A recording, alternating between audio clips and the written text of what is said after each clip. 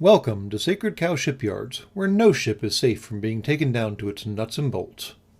Okay, folks, it seems like I probably owe y'all a palate cleanser after the last two episodes, because, yeah, they were, a little messy and a little gruesome, and we went some places, like almost possibly, maybe, arguably, hell, although apparently I'm told that's not entirely accurate, but details. I mean, really, when there's demons running around that will rip your face off and your soul out of your body, we're really cutting some hairs there. So we're going to do something a little different today and take on another viewer challenge. That is to say, we are actually going to talk about the ships from Lilo and Stitch. Yeah, that movie. The movie with the hexapodal alien that somehow turns himself into a quadrupod when it's convenient and is functionally indestructible and likes chewing on things and licking things and making friends with little hummy kids. Yeah, that. Because, well, honestly, the ships are kind of stylistically intriguing if nothing else. That said, we are exclusively going to focus on the ships from the movie in their formation when they are in the movie, because as with all animated things, those stylistic details and designs and so forth shift considerably between individual movies and when they go to syndicated TV series, and it all just gets weird if you pay too close attention to it. And after all, paying too close attention is what this channel is all about. A natural place to start, of course, and given that it's the first ship that you see in Lilo and Stitch, it makes perfect sense, is the quote-unquote Federation ship. It doesn't have a better name than that, just because it is one of the backbone ships of the Galactic Federation that apparently rules the more or less entire galaxy outside of Earth because we're a protected natural habitat for mosquitoes. We'll gloss right over that because, seriously, mosquitoes. Anyways, the Galactic Federation ship. It kind of looks exactly like what a bureaucracy-bound, galaxy-spanning nightmare of a government would create. It's bloated. It looks heavy. It has way too many engines, although I guess since it looks heavy, it needs that many engines. And it has this bizarre camo pattern that's not going to do it a lick of good in space, but I guess it looks cool. I'm sure some contractor somewhere got a bonus for that. Anyways, this is the ship that Stitch was imprisoned upon in a compartment that had autocannons that were automatically geared towards targeting his genetic signature, and of course, since Stitch can think faster than your average supercomputer, he figured out that these cannons would track his saliva and promptly spat on the officer who was in charge of keeping him contained. Well, unsurprisingly, these autocannons were sufficiently powerful to blast through the bulkheads and doors and hatches that were keeping him contained, because why not? I mean, if you wanted to keep a prisoner inside of a confined space, you would totally put him in that space with weapons that could blast him out of that space. Wait, who designed? Oh, right. The people who designed this were bureaucratic dumbasses. Right. Big governments. What are you going to do? So Stitch, who I guess I should refer to as Experiment 626 because he has not actually been named at this point in the movie, does manage to escape and get to the vehicle bay for the ship. And what would be waiting there except the quote-unquote red one? Now, it's important to note that the quote-unquote red one is a derivative model of their Mark I Mod 0 police cruiser in the Galactic Federation. And they are notably different when you look at them. The actual police cruisers are wider and flatter and just not nearly as hot roddish as the red one is. Why the red one exists? Honestly, I have no idea. I mean, like I said, we live in a bureaucratic nightmare galactic spanning government, so it doesn't seem like anyone would actually have the pull necessary to create this kind of vehicle, and anyone who did have that kind of pull wouldn't want it because they were already old and set in their ways, and like the lady who condemned poor Experiment 626 to exile or whatever. But no, apparently the red one does exist. It appears to have notable improvements over the average police cruisers, in that it can take on an entire swarm of them and come out on fire, but still functional. And whether or not the other police cruisers have a hyperdrive on it is hard to say, but the point is the red one does actually have a faster-than-light drive built into it, and it's controlled behind one of those, like, break-in-case-of-emergency glass panels, which somewhat implies that it's not actually meant to be used all the time. In fact, I kind of wonder why it's got a hyperdrive at all, if it's an emergency use device. Because normally, in most spaceship and in most science fiction stories, when everything starts going to hell and things start falling apart, the first thing to fail is, of course, the faster-than-light drive system, because that's what lets you escape. In this case, this is the one time where the trope got lampshaded, or whatever the heck the term is. In this case, Stitch was able to successfully engage the hyperdrive and escape to Earth. Because why not? I mean, that's where the movie was going to take place, right? So, yeah, the red one, though.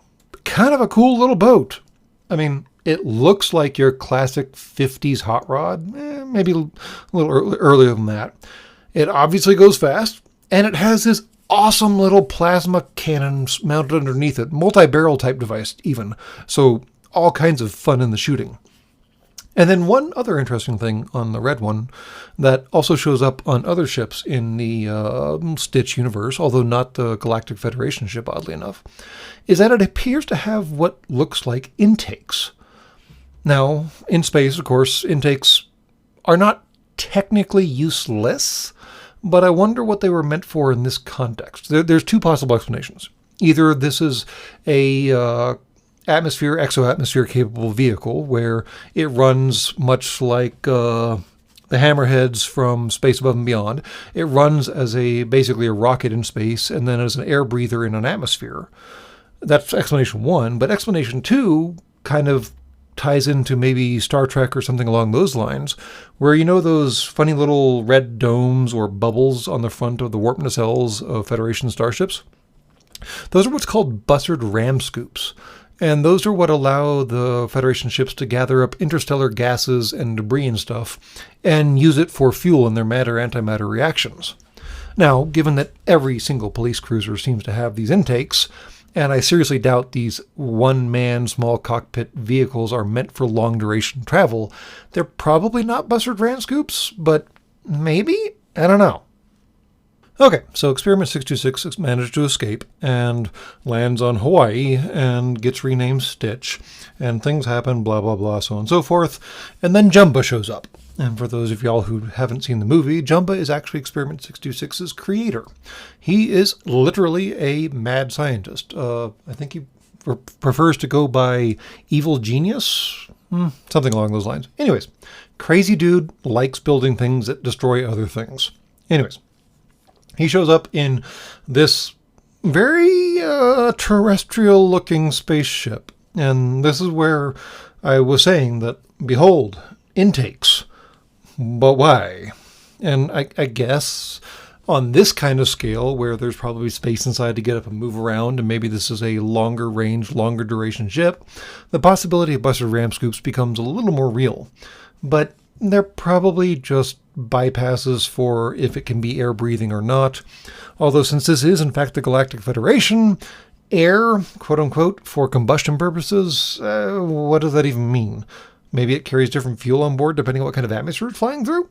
I don't know. But anyways, the funny thing about Jumba is he speaks with one of the most painful Russian accents ever, which makes me kind of squint at this thing and turn my head a little sideways and maybe, just maybe, see an Antonov AN-225 Maria aircraft, and I probably mutilated the ever-living hell out of that.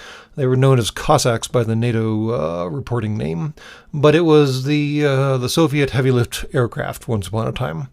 And maybe Jumba ship was modeled after that? I don't know. Like I said, the Russian accent was a little forced, so maybe I'm stretching just as much as the voice actor did. Who knows? After all, he would never make more than one. And now that I actually managed to look that up, I mean absolutely no disrespect to David Allen Ogden Steers, who I better know as Major Charles Emerson Winchester III from MASH. He did a good job voice acting Jumba, but still, the Russian accent was a little forced. Okay, and the last ship today we're going to talk about is Gantu's ship. Now, Gantu is a member of the Galactic Federation. In fact, he is one of the, let's go with enforcers of the Galactic Federation. He's big, he's tanky, he's mean.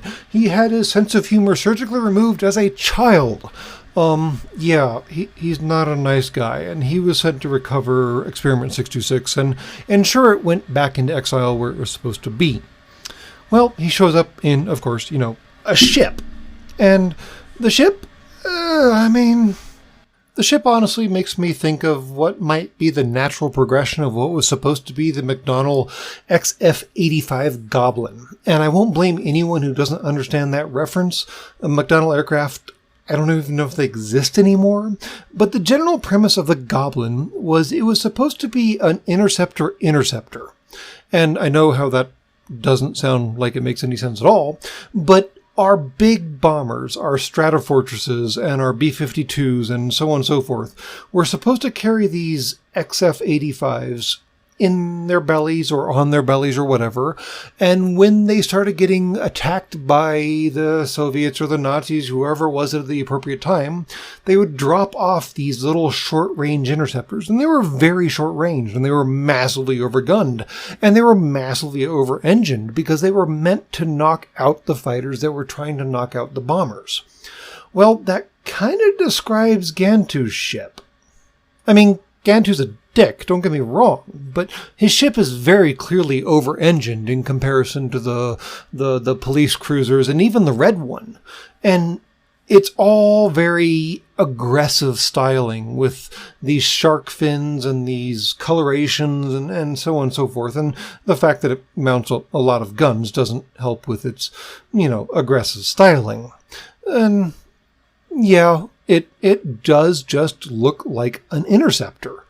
And this kind of ties this whole episode together, I guess, in a way. You can't take Lilo and Stitch ships seriously. This is an animated movie, mostly made for kids, although I still maintain that Lilo and Stitch is an outstanding movie all the way into my current adulthood. But the artist did an amazing job of making the vehicles look like what they were supposed to. The Galactic Federation ship, big, bloated, slow, relatively speaking. The police cruisers look like police cruisers, flashing lights, blue and white stripes, cruising along like they're supposed to. The red one, which is supposed to be this weird, oddball, perhaps experimental platform, looks different enough but similar enough that you can see where it came from and you can kind of see where they were going. Jumba ship? Yeah, Jumba's ship looks like what a futuristic Learjet analog might look like if it wasn't constrained by our current atmospheric considerations. And Gantu's ship looks like what someone would build if it wanted to get in someone's face really fast and jack it the hell up. So, yeah, I can't judge these in any meaningful sense because, it's a Disney animated movie. It all operates on magic, whether it's science fiction or not. But even that said, the artist actually did a good job of making it look sensical. And honestly, that's something Disney frequently excels at, is just building the aesthetic. After all, this is Disney. This is the company that made copyright law a nightmare on account of the mouse. They're all about aesthetic, right? And that's all from Sacred Cow Shipyards. Please be advised that any ship left on the dock for more than 24 hours will be compressed to a cube. Have a good day.